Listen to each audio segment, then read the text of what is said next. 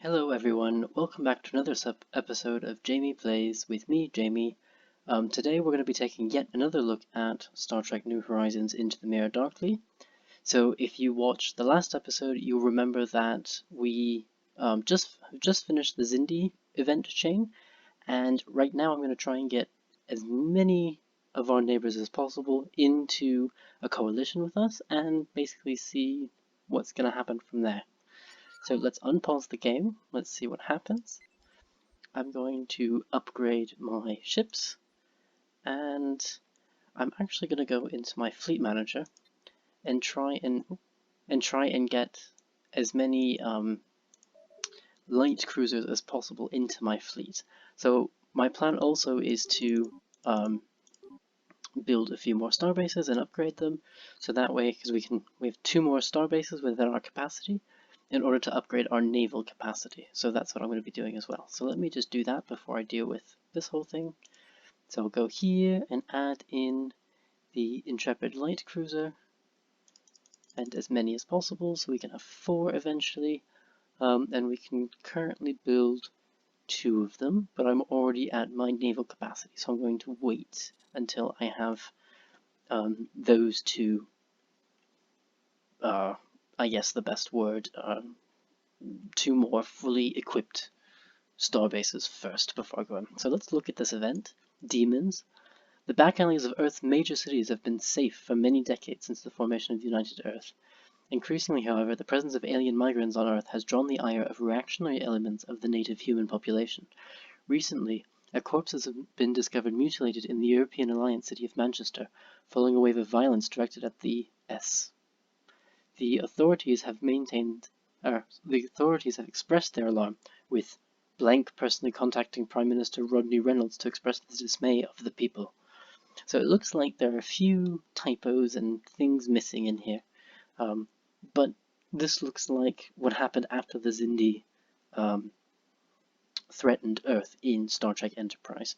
So we can say these things happen, which gives us the aliens investigation modifier added for 120 months, giving us the full effects of plus 10 crime and a planet build speed of minus 50%. The authorities can investigate. So xenophobic protest modifier added for 120 months, giving the following effects: xenophobic ethics attraction plus 100% and the planet build speed minus 50, or this will not stand. So xenophobic protest modifier added for 120 months, giving the following effects: the xenophile ethics attraction of plus 100% and crime of plus 10. So basically, we can do nothing, we can investigate it for minus 50 build speed, or we can increase crime by 10. I think I'm going to increase crime by 10, because if we look at Earth, crime is currently at 1%. I think we can take the crime hit. I don't really want to take the planetary build speed hit, because I'm going to be building a few things very soon. So let's do this will not stand. Boom. So we have xenophilic protest, So xenophile ethics attraction plus 100%, but also crime plus 10%, or plus 10. So this has now gone up to 11%. So I'm also going to look at the decisions. So on Earth, you also have some special projects that, now that I don't have to worry about the Xindi, now that we don't have to worry about kind of an attack on Earth and potentially destroying Earth, I think it's time to really invest in our Empire capital. So, for example, here we can repair the Orpheus mining colony. The Orpheus mining colony on Luna is reporting that it has suffered a micrometeor shower and requires repairs to the drilling equipment in order to continue operations. So I'm going to perform this special decision, so to repair the mining colony, and while it doesn't say it here, what will happen is that once you have repaired the mining colony, it allows you to create another district, I believe another industrial district. So let's do that. And then also in the last episode, we researched the Verteron array and the Mars initiative. So what I'm going to do is once we get to an 8th population here, I'm going to build that Verteron array, and then I'm going to try and start terraforming Mars. Although we might have to wait several months for that, because we're only at 46.4%, or 46.4 out of 200 for growth. So, what else? What else has happened? So my construction ship is building a starbase there. I'm then going to have it build the mining and research stations, build the mining station to get those energy credits, and then also expand to this system as well. Because, as I mentioned in the past episode and also previous ones, I want to control this Epsilon Eridani system, so that way I can incorporate them earlier into the Federation. If you don't know what I'm talking about, then it means you probably haven't watched my previous episodes, and I would recommend that you do that. So there's my selfless, shameless plug of the episode. So unpausing the game. Anomaly detected. Anomaly, so I'm going to research that. From orbit Tau Ceti Prime. Appears to be a standard M-class world with no signs of intelligent life forms. The ship's science officer recommends a ground survey to assess suitability for colonization. Yes, let's do that. Something else that happened is that during the Zindi event, we got the Enterprise, which is a science ship, but also a flagship. Let me just... Yep. Yeah, so this is definitely our flagship. So if we zoom in on our flagship... Oh, okay, it still has the science ship modifier. Let me just double check all of the others. So that's a science ship as well. Beautiful sun there. This is also a science ship. And this one is also a science ship. So it looks like... well, this is supposed to be, I believe, the Enterprise that we received after... Yes, USX Enterprise NX-1.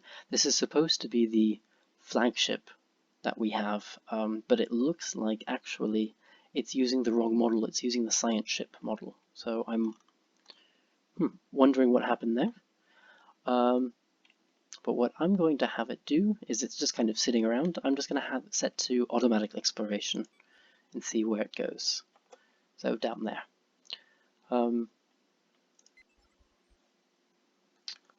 So looking, we have this shipyard, and we already have. So I really do think that this is our flagship. In order to build flagships in the future, what we need to do is research the San Francisco shipyards, which is Earth's finest construction site designed for creating experimental vessels which perform beyond the regular specifications of Starfleet. AKA, this means that it allows flagship construction. I'm going to build this just so that in the future we can actually build more flagships. So something that happens in New Horizons is that ships, after a certain amount of time, will need to be retired because they are now out. The designs are out of date, and they will be replaced with other designs that are made available through the tech tree, through research. So the same thing will happen with our flagship as well, I believe. So I haven't played with the flagship, specifically with having a flagship. This is my first time, but I'm sure that we will come across a point where it is no longer technologically viable to keep this flagship and we'll need to build a new one. So, event, Starship lost. Oh, that's always fun to read. Contact with the USS Franklin has been lost. While it warped between systems, scans of the area revealed no signs of the ship, Captain Sakamoto, or his crew. So this is a disaster. So we've just lost a science ship. So what I'm going to do is go to the shipyard and make a new science ship, because you always need science ships. So construction is complete. Let's build the mining and the research stations there. Let's build the mining and observation post there. And then go to the starbase. So Coalition Association. What smells so badly? Is it you? So the Tellarites want to join our association, so hell yes, I am very much interested in having you part. What about the Trill? We can't do anything at the moment, so they are unfriendly. They view us with mistrust. Why do they review us with mistrust? Not sure.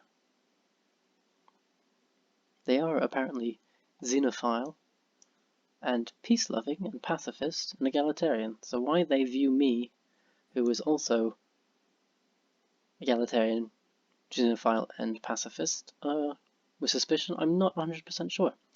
But I guess we'll find out. So, Strange New World. The USS Umbriel shuttle launches and soon enters the atmosphere of Tau Ceti Prime, Captain Carlos Garcia leading the expedition alongside the ship's science officer. The descent over vast stretches of grassland serves to confirm readings from orbit that Tau Ceti Prime is the verdant M-class world ripe for colonization. Touching down near the intersection of forest, field, and a range of rocky outcroppings, the team under Captain Carlos Garcia begins to survey the area. Several hours pass before the USS Umbriel hails the captain, advising of a minor technical fault that has been discovered in the sensor array and requesting the return of the science officer to supervise the repairs. So let's send the science officer back to the ship. I think this happened in Star Trek Enterprise as well. So let's send the science officer back. Hours after the science officer departed Tau Ceti Prime for the USS Umbriel, the remaining survey team has started to make progress. The world appears perfectly habitable. The tricorders have struggled to analyze the composition of a pollen common to the area. The wind has started to pick up and the clouds have darkened. A storm appears imminent. Captain Carlos Garcia orders the team to move the camp equipment into the cave network, into a cave network in the rocks nearby. By the time the equipment is relocated, rains and wind are raging outside. Communication with the ship is attempted, but some property of the rocks prevents a signal from reaching the USS Umbriel. The storm seems to last forever, and the team starts to become increasingly agitated. The botanical specialist is seen talking to herself, and when questioned, she seems to panic, running further into the unexplored cave network. So should we search the caves immediately, or wait until the storm dies down? I think let's search the caves. So it's several hours before the botanist is found unconscious but alive near a rock pillar hanging from the roof of the cave. It appears she hit her head on the rock with force, not seeing it ahead of her. Arguments break out among the survey team, with many talking of whispers and shadows in the caves themselves. Captain Carlos Garcia orders the teams out of the cave to hail the USS Umbriel and arrange transport back to the ship. So we leave the caves, we get 25 influence, and Carlos Garcia gains 50 experience. Just quickly, I'm going to send the ship out to explore, which also means that it needs a scientist, and I'm going to get the youngest one, perfect, and send that out to explore. Going that way, perfect, that seems fine by me. The survey team exit the caves into a field made sodden from the storm. More and more of the team appear to be acting erratically, and a number of physical altercations begin to break out. Captain Carlos Garcia and the security officer are the only two unaffected. Communications to the ship restored, the pair are able to transmit medical tricorder telemetry for the crew on the USS Umbriel to analyze. It's quickly apparent that the pollen discovered on landing has a contagious psychotropic effect to which the captain and security officer are immune. Return via shuttle or transporter are both ruled out to prevent endangering the USS Umbriel. The possibility of sending a new team in biohazard gear to the surface to research a cure is assessed. So I can either send it, or it's too risky. I think I'm going to send it because I would like to try and save this original team, and I'm a nice guy, so I want everyone to get along and to come out and everyone be happy. So let's try sending the team. The second team soon lands nearby and establishes a clean research space. As the affected continue to descend into madness and violence, Captain Carlos Garcia orders their sedation. Several days pass and the condition of the sedated crew starts to worsen, several developing high fevers that the medics believe may soon turn fatal. A breakthrough occurs when Captain Carlos Garcia captures one of the large flying insects that appears connected with the flowers producing the madness-inducing pollen. On dissection, the medical team are able to identify a number of proteins which have the effect of suppressing a psychotropic effect on the pollen. A cure is quickly synthesized and distributed to the affected crew, and after several days, all make a complete recovery. Tau Ceti Prime is recorded as notionally habitable, but the requirement to constantly inoculate against the pollen makes the planet a poor target for colonization. So understood, and we gain 250 society research points. That's also nice. So let's continue on. Research complete. And lots of research, so we can now manufacture and import cordrazine, which is, if you remember from the last episode, the drug needed in order to upgrade our hospitals. So right at the moment we can only build frontier hospitals, and in the future we would like to build actual fully functional colony hospitals. So what we can do is we could either research the planetary college. So this is a upgrade for our research buildings at the moment. This is the next level. We could research the bunker network and ground space defenses, which could be good if we are ever invaded, but I think we'll be fine for right now.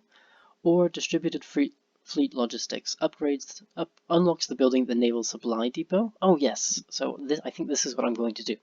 So you can one of these buildings when it's fully manned, so it has one job. So when this one marine job is full, gives you plus 40 naval capacity on a planet, and also gives you 3 defensive armies. So I think I'm going to do that. And then it also unlocks the starbase facility of the Naval Logistics Center, which I'm going to do that as well, because that's great. Since we'll be building starbases right now after I finish with the research, this will come in handy very, very quickly. And then, so for engineering, we could exploit dilithium. I think I'm going to do that because we do have a nice deposit here that we found in one of the past episodes. Or pulse wave torpedoes, or the Pergium mine and the power station. I think what I'm going to do is go for the dilithium because we have it and we're going to start needing it soon. At the same time, what I'm going to do is upgrade this starbase. And because we actually have a limit of 3, it means I can upgrade another one. Let's upgrade Sirius as well. Upgrade. Fantastic. So unpause, so we can let this run. The Tellarites definitely seem to be expanding quickly. I'm still surprised at the Trill, that they are so unfriendly. Oh well, we'll do what we can. Our presence would indicate that diplomacy has failed. Is this correct? So we're still friendly with the Vulcans, with the Andorians, and the Tellarites. I mean, we have the base now for the United Federation of Planets. I mean, let's see if we can invite the Andorians. Your ships are small and unimpressive. And we can, so this is wonderful. So we would then have the basis of the Federation, and there are new people that we're meeting. So let's see who you are. Let's make contact. An alien empire has established communications. Ah, the Zenkethi. So if you remember, the Zenkethi were a race that was in Deep Space Nine in an episode where the Dominion tried to start a war between the Zenkethi coalition and the United Federation of Planets, in order to destabilize both of those governments. And they are very, very warlike. So no retreat, militarist, xenophobe, and materialist. So basically the exact opposite of what we are. So let's say we can learn a lot from each other. And they haven't spread out very far yet, so that could be good. Priority 1 message. Oh, Incoming. we've just been declared a rival by the Trill, which is very, very interesting. So they now consider us a rival. Okay, we'll see if we can try and change that. Oh, and we're getting free stuff from the Zenkethi, so that's always nice. So thank you for the energy credits, and thank you for the minerals.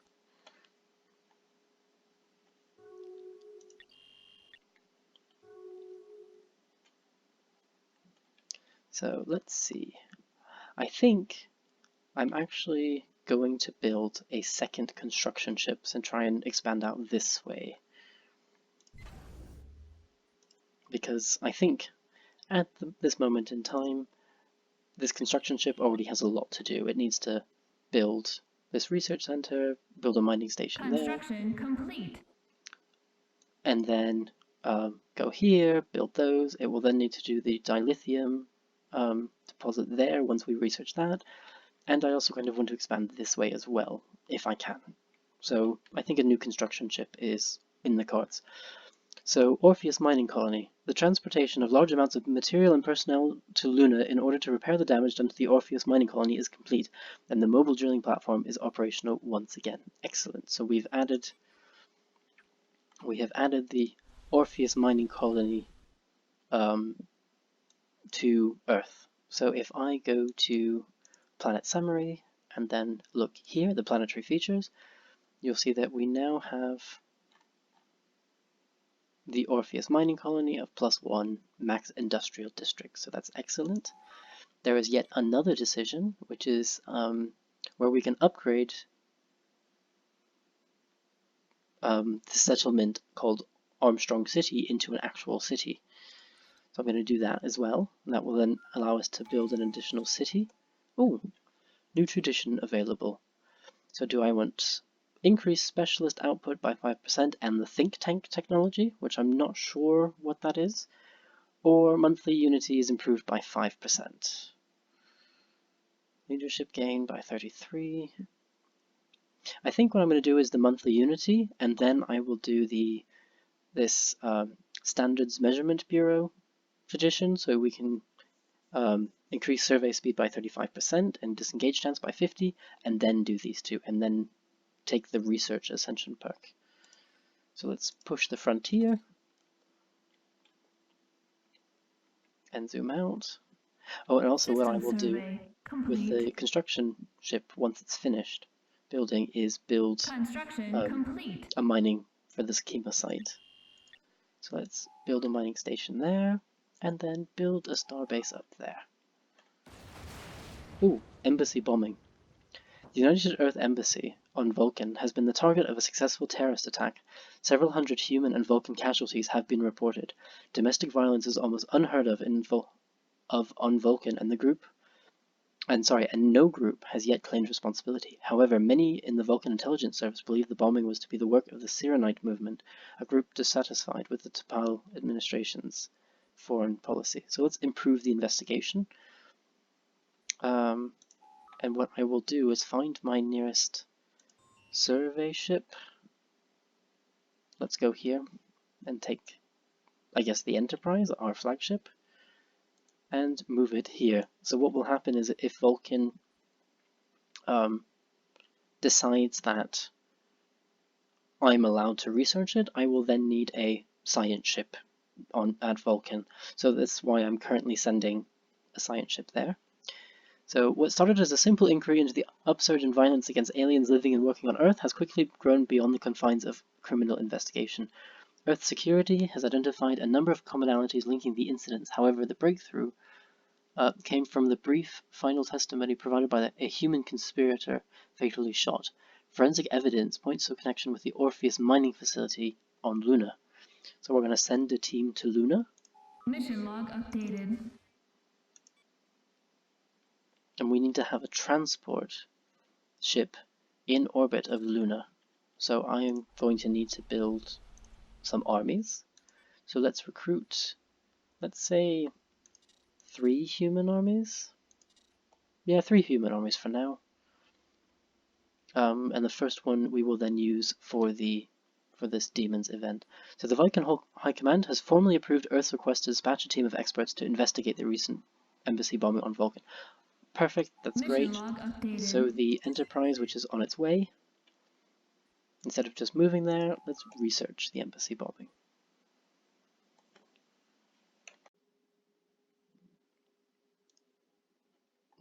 So unpause the game, see what's happening.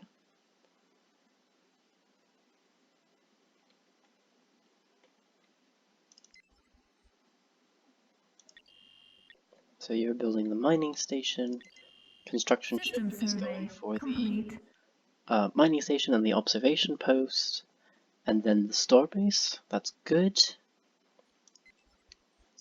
My starbases here are upgrading, that's also great.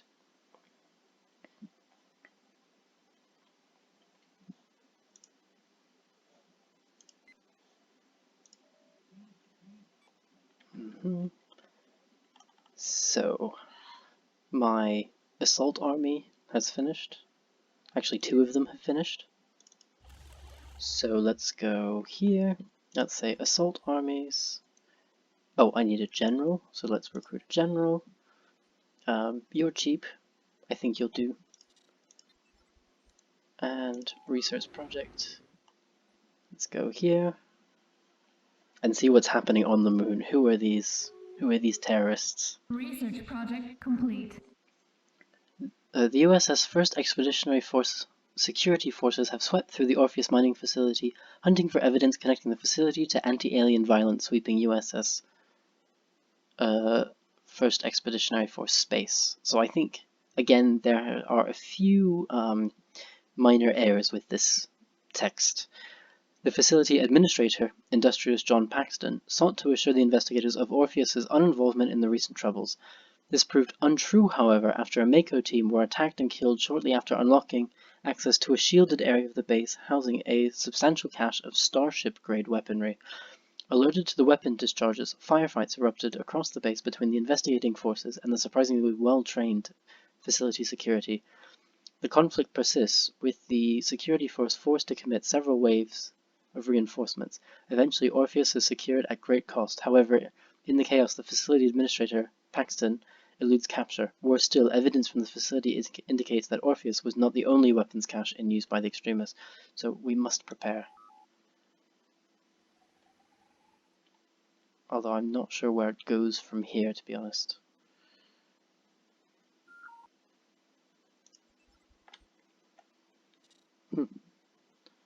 So... Research project complete. So the recruitment is done, that's great. So after several days of analyzing the rubble of the embassy building and questioning identified witnesses, Ojukwu has concluded that the evidence does indeed point to the Sirenites as the perpetrators of the bombing. The evidence seems almost too strong, however. Several chemical traces which link to the materials found in the Vulcan Forge region of the planet, where the Sirenites are known to keep a hidden commune, should have decayed within minutes of the blast and be barely detectable now. So let's continue the investigation. So this is what I was saying, for example, a few episodes ago when I said I didn't want to get into War has been declared against us. When I said I did not want to get involved with the Vulcans necessarily in a defensive pact because this might lead to civil war. Well, that is the event chain that might lead to civil war. What's happened though is that it looks like we've gone into civil war. So John Paxton, the former administrator of Orpheus Station, has emerged from hiding in a dramatic fashion on Mars. Having taken control of planetary broadcasting facilities and government buildings, Paxton declares open revolt against the United Earth government, accusing Prime Minister Rodney Reynolds of surrendering Earth's future to alien powers. The rebellion, calling itself the Terra Prime Movement, has the backing of a modest portion of the United Earth fleet and ground forces, but it appears the disruption to Paxton's operations on Orpheus have decided to reveal the rebellion sooner than expected. So we can either become Terra Prime, so become the mirror universe, or say traitors. And I'm going to say traitors for right now. Because I want to kind of play as the Federation. So, traitors, interesting. Spaceport under attack. So we're automatically now at war with them. I wonder... It says there are no armies though, so if I can land my... Let's land these on Earth for now.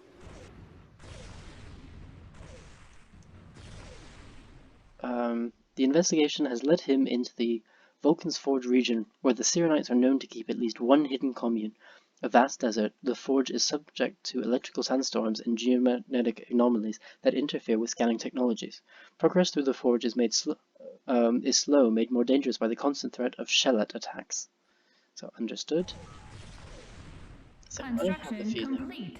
Well, Armstrong City has just been added to Luna, that's great.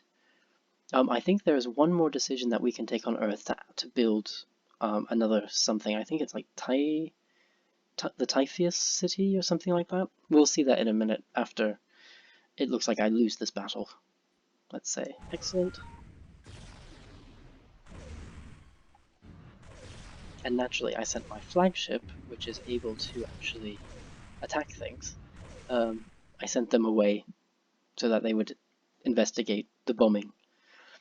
After taking shelter from an electrical sandstorm with a passing Vulcan pilgrim, Ojukwu has made a remarkable discovery. While referring to himself initially as Arav, the pilgrim is in fact Siren, the leader of the Sirenite movement. Professing ignorance of the embassy bombing, he promises to lead Ojukwu back to the Sirenite compound in the Takara sanctuary in order to prove the matter. Let's see. Let's retreat our transport ships.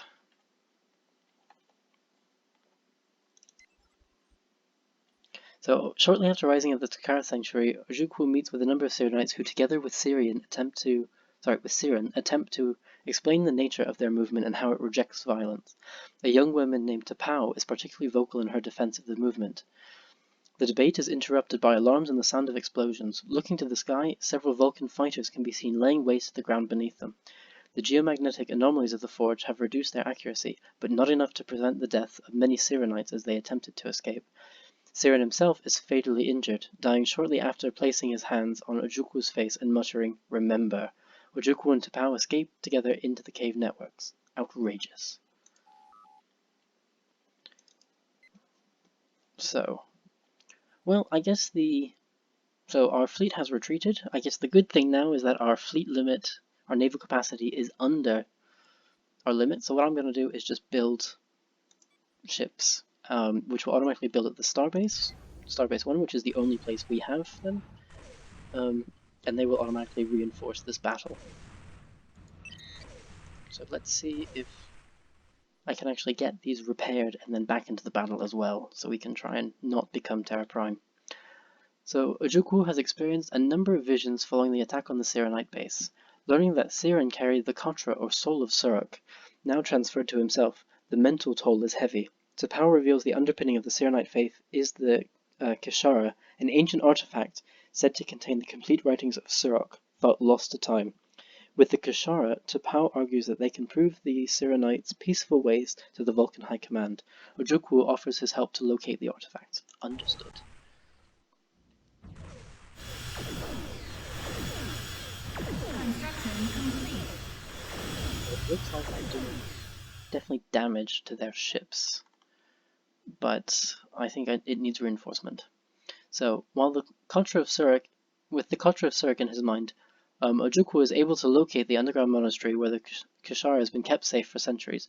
A small, elongated pyramid with Vulcan writing alongside its faces, the Kishara shows evidence of containing advanced storage and display technology. Tapao argues that the only logical course of action now is to present the Kishara to the Council of Ministers and argue their innocence. Ojukwu instead suggests that perhaps the Kishara should be safer off-world, arguing they should locate a shuttle and return to his ship in orbit.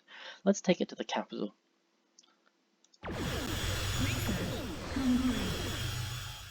Yay, we can now mine dilithium.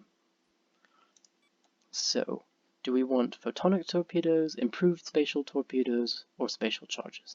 Let's do photonic torpedoes.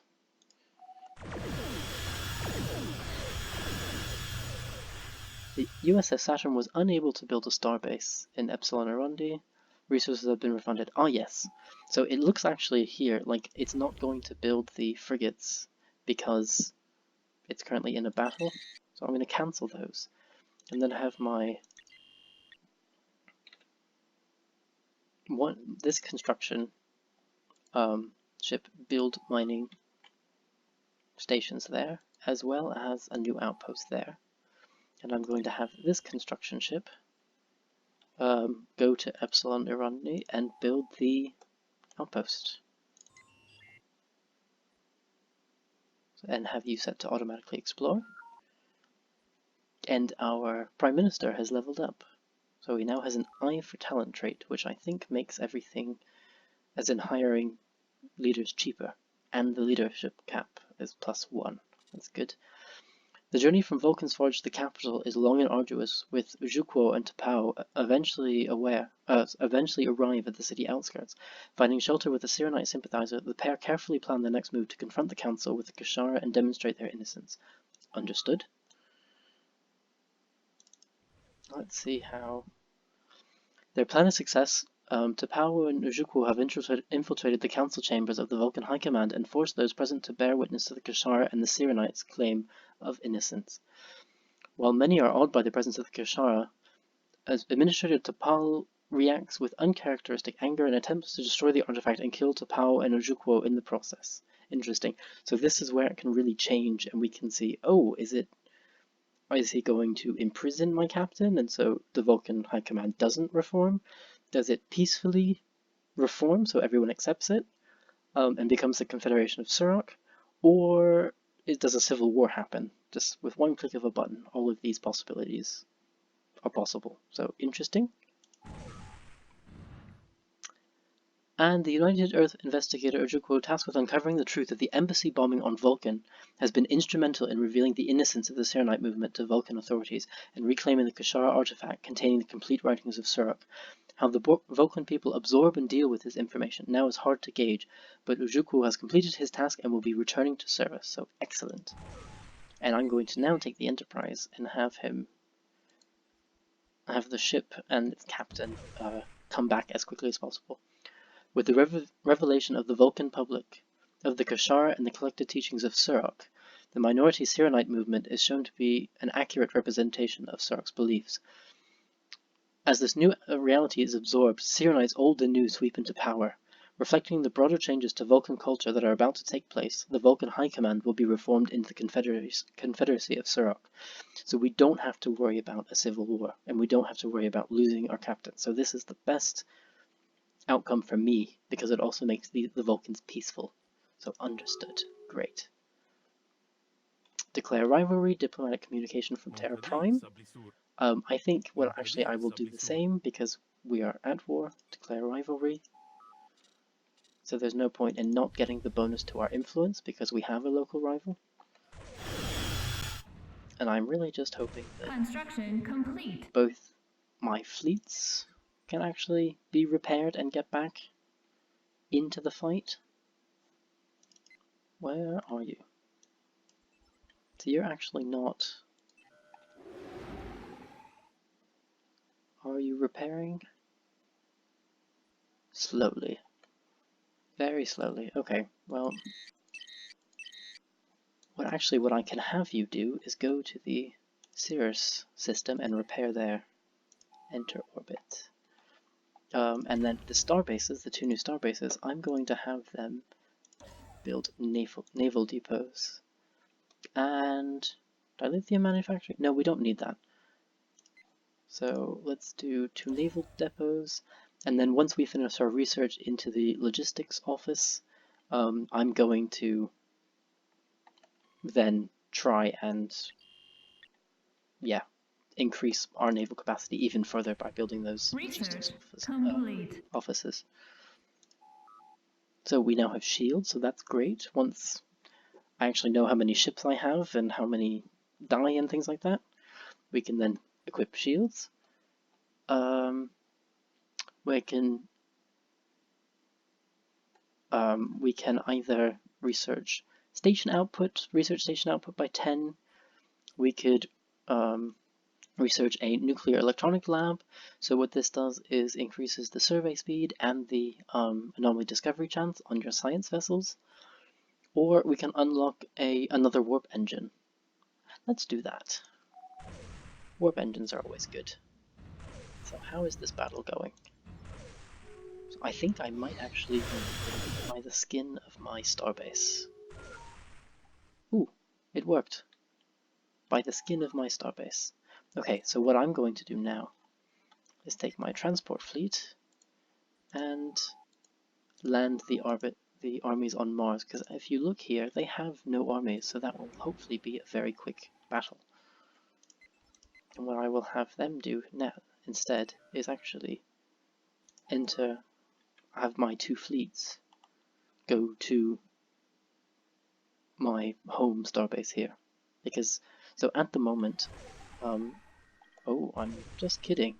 I was about to say at the moment I don't think that that Mars can actually build anything, because you need a starbase, or so I thought, to build ships. But maybe Terra Prime is a special case, because you can only have one starbase in the system.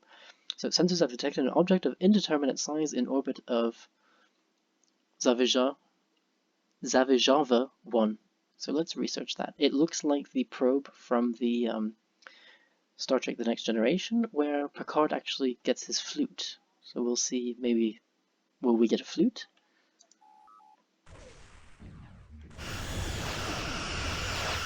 Fortunately, we have allies in our Endorian friends. Research complete. And yeah, they helped us to destroy that threat to us, and hopefully the Vulcans will stay here as well, or they're just passing through. So, survey completed. Through our surveys of habitable worlds, our biologists have collected vast amounts of data on alien life forms. Many of our older theories on the development of life have been disproved, and our scientific community has had to build new models from scratch.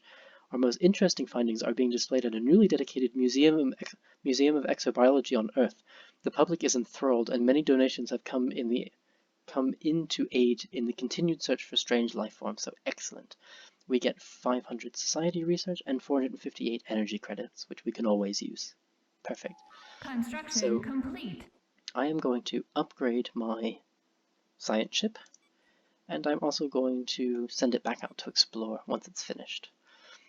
At the same time, we're going to look at the research. So we now have the Naval Supply Depot, so we can build that on planets, and the Naval Logistics Center for space, so that's great.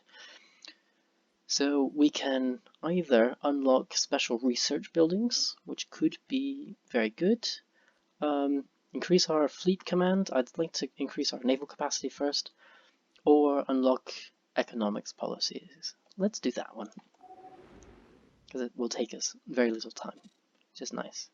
Fleet upgraded. So my assault army should be here very soon. Yes, they are. Here we go. Planetary invasion And we've started. successfully taken back Mars. Yay! So that means that the demon event chain is now over. So I now control Mars again. This is great.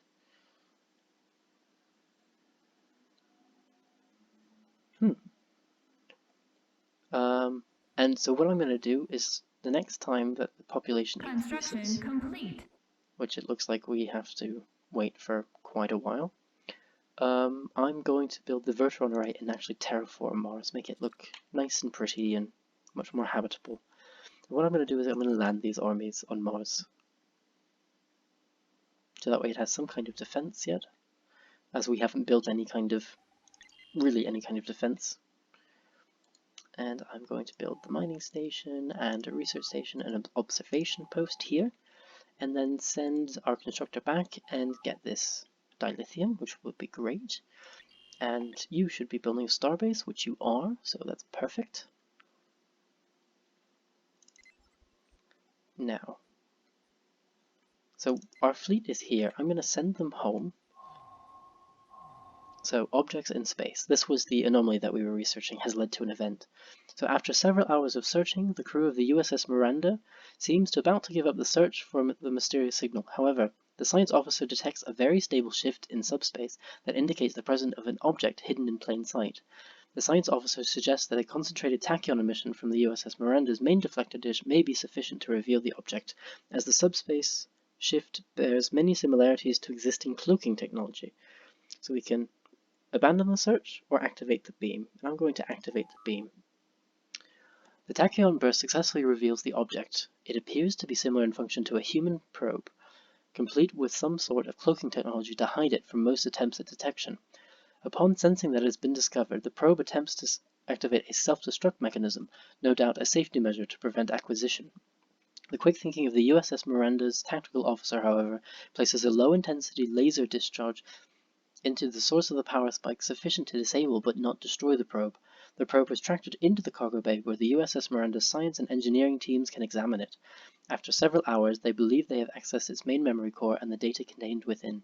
The probe itself appears to be ancient, so much so that the species that launched it may no longer exist. The data is corrupted and heavily fragmented, but the crew is able to piece together a portion of the probe's navigational memory. Understood.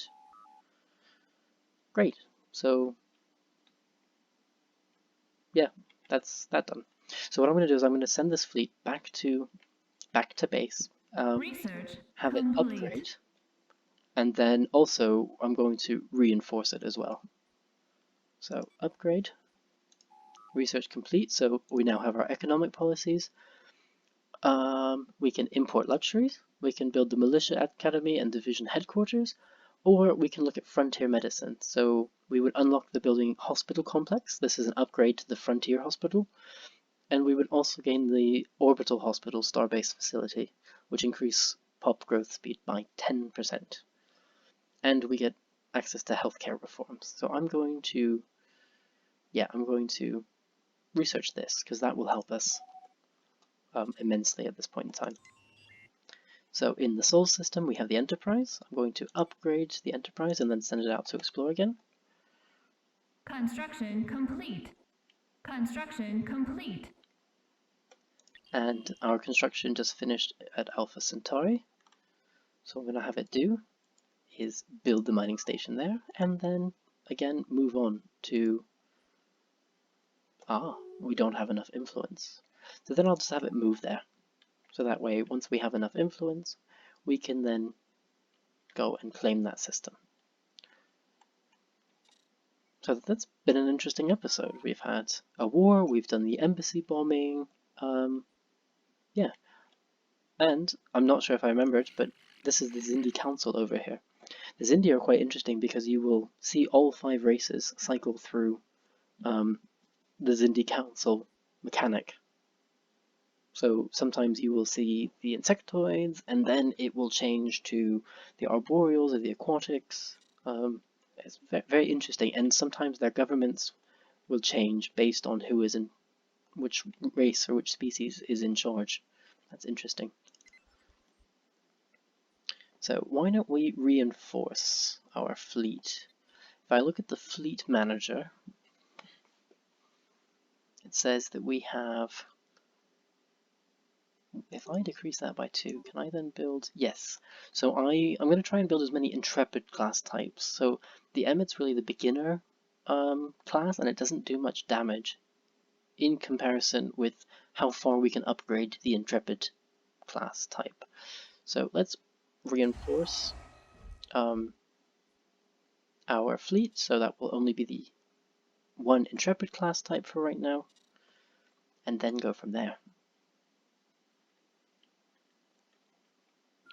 And you're building, you've leveled up, that's always nice. So our coalition is the 3, myself and the 3 other original founding members. Let's see if we can try and get Trill a little bit more interested in us. So they're rivaled with us, so that's not necessarily good, but they're at war with the Cardassian Union. So it says, well, basically we don't know because we haven't met the Cardassians, but we can see from the war name immediately that, oh, Cardassian occupation of Trill, so it's a defensive war.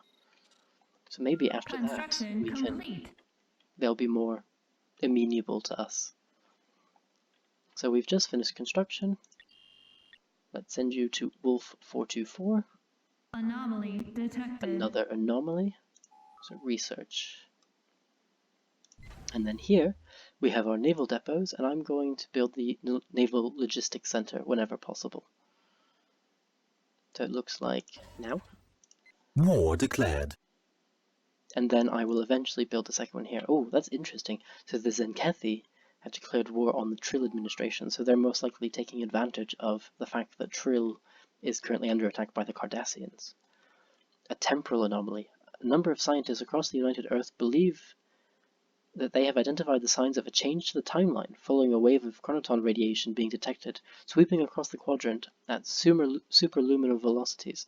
So far, no one has been able to identify the supposed changes. Interesting.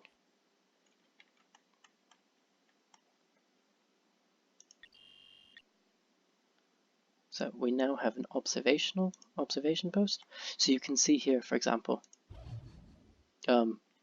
this is before we form the Federation. So you have the 4 default stages or the 4 default options of the observation post: the passive observation, aggressive observation, indoctrination, and covert infiltration. As in, we're going to try and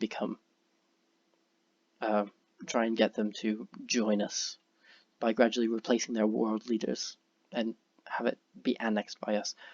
When you're the United Federation of Planets, this one here, this covert infiltration, changes. So we shall see how that works.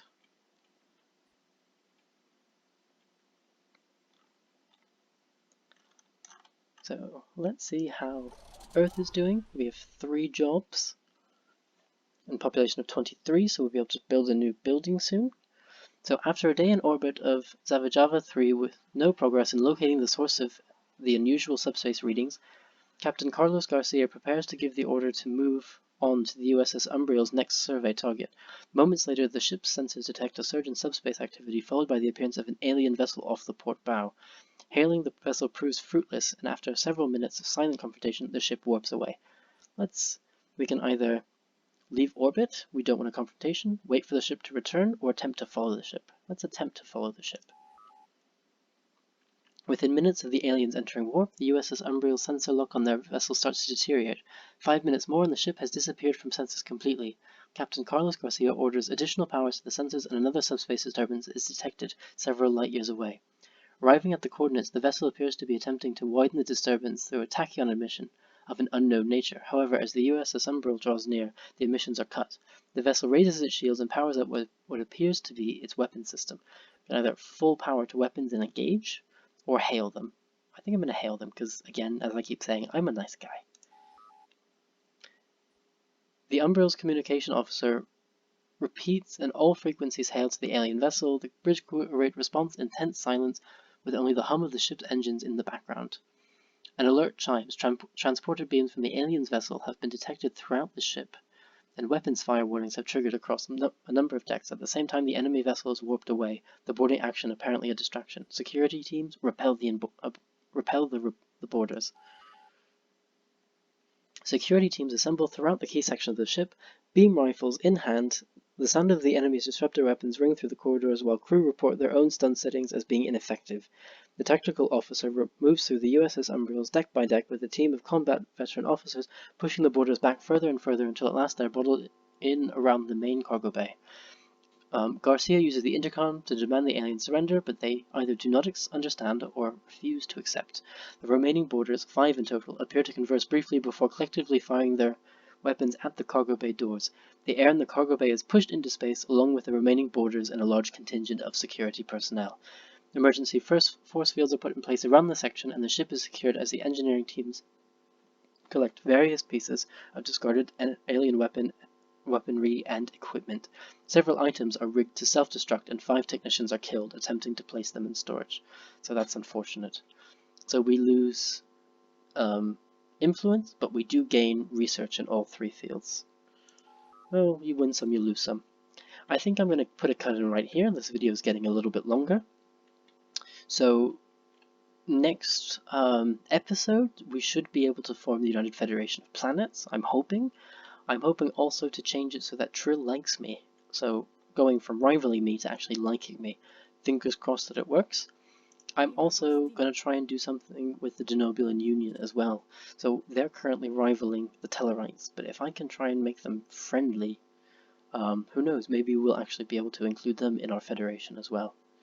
The Zenkethi, I think, still definitely hate me and probably will rival me soon, but we shall see. And we'll definitely see about the Orion Trade Union. Maybe we can get them on our side as well. That would be interesting. So thank you. This has been another episode of Jamie Plays, looking at Star Trek New Horizons Into the Mirror Darkly, and I hope to see you next time. Ta-ta for now. Thank you so much for watching another episode of Jamie Plays Games. If you're interested in seeing more videos in this series on Star Trek New Horizons Update Into the Mirror Darkly, the playlist is on your screen now. If you want to keep up with me as I play this and other games, don't hesitate to press the subscribe button. Thanks again, and see you soon.